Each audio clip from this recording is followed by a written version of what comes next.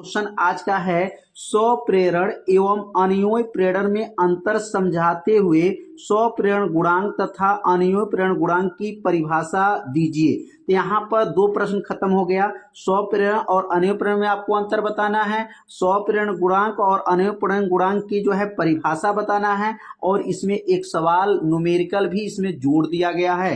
100 semi का square क्षेत्रफल के समतल कुंडली 2 वेबर प्रति मीटर स्क्वायर के चुंबकीय क्षेत्र में 20 रेडियन प्रति सेकंड के कोणीय वेग से घूर्णन कर रही है। कुंडली में प्रेरित अधिकतम विद्युत वाहक बल क्या होगा? और ये 5 नंबर में ये प्रश्न पूछा गया था। तो एक एक प्रश्न को जो है हल करके बताया जाएगा। तो सबसे पहले जो है यहाँ पर स्वप्रेरण और अनियोय प्रेरण में अंतर क्या है, तो दो कॉलम आप बना लीजिएगा। एक में लिखिएगा स्वप्रेरण और दूसरे में क्या लिखेंगे, अनियोय प्रेरण। स्वप्रेरण क्या होता है और अनियोय प्रेरण में अंतर क्या है? तो पहला अंतर होता है इसमें केवल एक कुंडली होता है। याद रखिएगा, स्वप्रेरण में क्या होता है, इसमें केवल एक कुंडली होता है, और अनियोय प्रेरण में क्या होता है, इसमें दो कुंडली होता है। प्राथमिक कुंडली होता है और द्वितीय कुंडली होता है। यह अनियोय प्रेरण जो होते हैं इसके अंदर दो कुंडलियां पाई जाती हैं, एक प्राथमिक कुंडली पाई जाती है और एक द्वितीय कुंडली पाई जाती है। और स्वप्रेरण में केवल एक कुंडली पाया जाता है। तो पहला अंतर जो है आप लोग समझ गए होंगे कि इसमें एक कुंडली, इसमें दो कुंडली होता है। दूसरा अंतर होता है इसमें किसी कुंडली में बहने वाली धारा में परिवर्तन होता है, तो उसी कुंडली में प्रेरित धारा बहने लगता है। जब ये कहीं कुंडली है, उसी कुंडली में जब धारा परिवर्तन करेंगे तो उसी कुंडली में जो है प्रेरित धारा बहने लगेगा। इसमें ऐसा नहीं होता है, इसमें दो कुंडली होता है। प्राथमिक कुंडली में धारा भेजेंगे, द्वितीय कुंडली में प्रेरित वैद्युत धारा उत्पन्न होगा। तो क्या लिखेंगे, किसी कुंडली में बहने वाली धारा में परिवर्तन होता है तो द्वितीय कुंडली में प्रेरित धारा उत्पन्न हो जाता है। तब इसमें दो कुंडली है, केवल यहाँ प्राथमिक कुंडली द्वितीय कुंडली जब है, तो जब प्राथमिक कुंडली में जब धारा परिवर्तन करते हैं तो द्वितीय कुंडली में जो है क्या होता है, प्रेरित धारा उत्पन्न हो जाता है। इसमें दो कुंडलियां हैं, इसमें एक कुंडलियां हैं। तो दो अंतर जो है आप लोग अच्छे से समझ गए होंगे। अब तीसरा अंतर क्या है, प्रेरित धारा मुख्य धारा के मान को प्रभावित करता है। जो प्रेरित धारा होता है वो मुख्य धारा के मान को क्या करता है, प्रभावित करता है। और यह होगा प्रेरित धारा मुख्य धारा के मान को क्या करता है, प्रभावित नहीं करता है। यहाँ पर तीन अंतर जो है आपको बताया गया, स्वप्रेरण और अनियोय प्रेरण में तीन अंतर।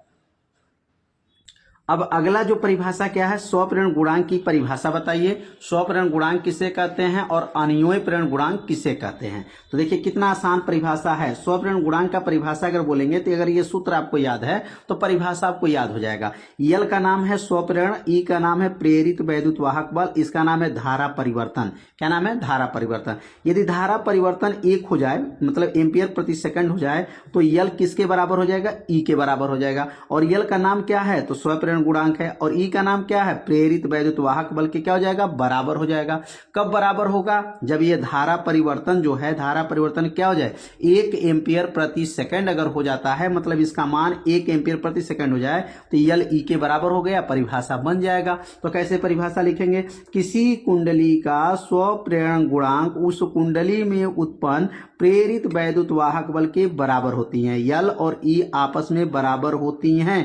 कब, जब धारा परिवर्तन की दर कितना हो जाए, 1 एम्पियर प्रति सेकंड हो। मतलब आई डेल आई बटा डेल टी का मान अगर 1 हो जाए तो यल ई के क्या हो जाएगा, बराबर हो जाएगा। तो क्या लिखाएगा, प्रेरित वैद्युत वाहक बल के क्या होगा, बराबर होगा। कौन बराबर होगा, स्वप्रेरण गुणांक जो है ई के क्या हो जाएगा, बराबर होगा। जब इसका मान क्या आ जाएगा, 1 आ जाएगा, तो यल ई के क्या है, बराबर है। तो परिभाषा बहुत आसान है। स्वप्रेरण गुणांक की परिभाषा आप लोग यहां पर समझ लिए होंगे कैसे इसको परिभाषा बनाया गया है। अब हम लोग सीखेंगे अनियोय प्रेरण गुणांक का परिभाषा।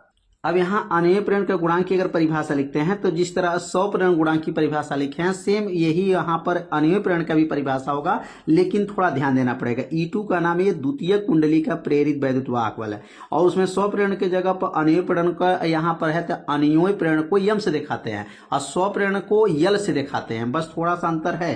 क्या लिखेंगे, वह गुणांक जब एक कुंडली में धारा परिवर्तन के कारण दूसरी कुंडली में उत्पन्न प्रेरित वैद्युत वाहक बल के क्या होता है, होता है, बराबर होता है। यम E2 के बराबर होगा। कब बराबर होगा? जब ये धारा परिवर्तन का मान क्या हो जाएगा, 1 एम्पियर प्रति सेकंड हो जाए। इसका मान क्या हो जाए, 1 एम्पियर प्रति अगर सेकंड हो जाएगा तो यम किसके बराबर होगा, E2 के बराबर हो जाएगा। और यम E2 के जब बराबर हो जाएगा तो परिभाषा तो इसी में छिपा है, परिभाषा लिख लेंगे। वह गुणांक जब एक कुंडली में धारा परिवर्तन के कारण दूसरी कुंडली में उत्पन्न प्रेरित वैद्युत वाहक बल के बराबर होता है, जबकि धारा परिवर्तन की दर 1 एम्पियर प्रति सेकंड हो। यम बराबर सूत्र क्या होता है, E2 बटा डेल I1 बटा डेल टी होता है। यह अन्वय प्रेरण गुणांक का जो है सूत्र हो गया और इसी सूत्र से यह परिभाषा बनाया गया है। बस थोड़ा सा आपको ध्यान देना है। अब इसमें एक क्वेश्चन जो आया था, अब क्वेश्चन को देख लेते हैं। न्यूमेरिकल जो पूछा गया था, ए बराबर दिया गया था प्रश्न में, तो यहाँ ए बराबर देख सकते हैं प्रश्न में क्या दिया गया है। तो यहाँ पर प्रश्न में जो दिया गया है, क्षेत्रफल क्या है, 100 सेमी का स्क्वायर है और 2 वेबर प्रति मीटर स्क्वायर का है। चुंबकीय क्षेत्र है और 20 रेडियन प्रति सेकंड में कोणीय वेग घूर्णन कर रही है। तो कुंडली में प्रेरित अधिकतम वैद्युत वाहक बल क्या होगा। तो अब यहां पर जो मान दिया है उस मान को पहले नोट करेंगे। एरिया दिया है क्षेत्रफल 100 सेमी का स्क्वायर। अब सेमी के स्क्वायर को जब मीटर स्क्वायर में बदलेंगे तो कितना से गुणा करना पड़ता है, 10 के पावर -4 से गुणा करना पड़ेगा। जब 10 के पावर -4 से गुणा किया जाएगा तो इसमें से 2 जीरो कम कर लेंगे यहाँ पर, तो 10 के पावर 2 घात, 2 घात में से 4 घात घटा दीजिए, 10 के पावर क्या हो जाएगा, -2 घात मीटर स्क्वायर हो जाएगा। मतलब यहाँ जो सेमी स्क्वायर है उसको मीटर स्क्वायर में बदलना है, तो कितने से गुणा करते हैं, 10 के पावर -4 से गुणा करेंगे। अब क्षेत्रफल 10 के पावर -2 मीटर का स्क्वायर आ गया।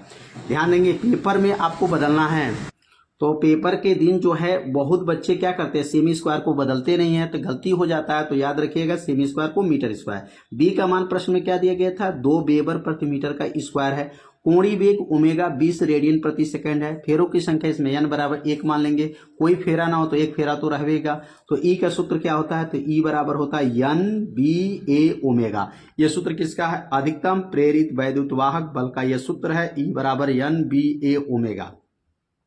E बराबर n का मान 1 हो गया, B का मान 2 गुणे 10 के पावर -2 हो जाएगा। यहाँ पर B का मान 2 गुणे 10 के पावर -2 कहाँ से आ गया, यहाँ पर 2 उतर जाएगा, 2 वेबर हो गया, 2 गुणे और A का मान है, A का मान 10 के पावर -2 है। ध्यान दीजिएगा, n का मान 1, B का मान 2, A का मान 10 के पावर -2, ओमेगा का मान 20 हो गया। 20 दूनी 40, 40 से कनम 40, 40 गुणे 10 के पावर -2, -2 को जब हटाएंगे तो क्या बन जाएगा, दशमलव में 0.40 वोल्ट हो जाएगा। 10 के पावर -2, 2 स्थान दशमलव लगा दीजिए तो क्या आ गया, E बराबर 0.040 वोल्ट हो जाएगा। तो समझ लिए होंगे कैसे यहाँ पर इसको हल किया गया। अब अगला जो प्रश्न क्या है, अगला प्रश्न इसका जो अथवा दिया गया है, वैद्युत परिपथ संबंधी किरचॉफ का नियम लिखिए। किरचॉफ का जो नियम जो बना है, अब पहले उनके नियम के बारे में बताना है। तो लिखेंगे किरचॉफ का नियम। और किरचॉफ ने सन 1842 ईस्वी में 2 नियम दिए जिनकी सहायता से हम किसी भी जटिल परिपथ के विभिन्न चालकों के बीच धारा वितरण ज्ञात कर सकते हैं। मतलब किरचॉफ के नियम की सहायता से जटिल कोई भी परिपथ है उस परिपथ के अंदर धारा वितरण का मान ज्ञात कर सकते हैं। और इनके नियम जो है किस पर आधारित होता है, तो आवेश संरक्षण का नियम पर आधारित होता है और दूसरा जो होता है ऊर्जा संरक्षक के नियम पर आधारित होता है। आवेश संरक्षक के नियम ऊर्जा संरक्षक के नियम पर आधारित होता है। और किरचॉफ का प्रथम नियम क्या होता है, तो किरचॉफ का प्रथम नियम जो है इसी में छिपा हुआ है, धारा का बीजगणितीय योग क्या होता है, 0 हो जाता है। किरचॉफ का प्रथम नियम कहलाता है। तो कैसे लिखेंगे, वैद्युत परिपथ के किसी भी बिंदु पर मिलाने वाली सभी धाराओं का बीजगणितीय योग क्या हो, 0 होता है। किरचॉफ का प्रथम नियम कहलाता है। यहाँ किरचॉफ के नियम को बताना है तो किरचॉफ ने 2 नियम बनाए थे, एक प्रथम नियम एक द्वितीय नियम। तो यह द्वितीय प्रथम नियम जब बोलेंगे तो धारा का बीजगणितीय योग क्या हो, 0 के बराबर हो, यह किरचॉफ का क्या है, प्रथम नियम कहलाता है। तो किरचॉफ का नियम जो है आप लोग प्रथम नियम समझ गए होंगे, किरचॉफ का प्रथम नियम क्या है। अब इस किरचॉफ का द्वितीय नियम समझते हैं। अब किरचॉफ का जो द्वितीय नियम है, अब इसी नियम में छिपा है, धारा है, प्रतिरोध है और यह बीजगणितीय योग, इसको सिग्मा को बीजगणितीय योग बोलते हैं। सिग्मा आई बराबर क्या था, उसमें 0 था, तो सिग्मा आई बराबर 0 था, तो सिग्मा आई के सिग्मा का नाम क्या है, बीजगणितीय योग इसको कहेंगे। अब यह धारा प्रतिरोध का गुणनफल का बीजगणितीय योग, यह वैद्युत वाहक बल का बीजगणितीय योग के क्या है, बराबर होता है। इसी को लिख देंगे, द्वितीय नियम आपको समाप्त हो जाएगा। तो कैसे लिखेंगे, किसी वैद्युत परिपथ में प्रत्येक बंद पास के विभिन्न खंडों में प्रवाहित होने वाली धारा, ये धारा हो गया धारा, एवं उनके संगत प्रतिरोधों के गुणनफल, बीच में गुणा है, गुणनफल के बीजगणितीय योग उस पास में कार्य करने वाले समस्त वैद्युत वाहक बलों के बीजगणितीय योग के क्या होता है, बराबर होता है। किरचॉफ का द्वितीय नियम कहलाता है। तो किरचॉफ का प्रथम नियम, धारा का बीजगणितीय योग शून्य हो जाए, किरचॉफ का प्रथम नियम। और किरचॉफ का द्वितीय नियम क्या है, धारा प्रतिरोध के गुणनफल, धारा प्रतिरोध के गुणनफल का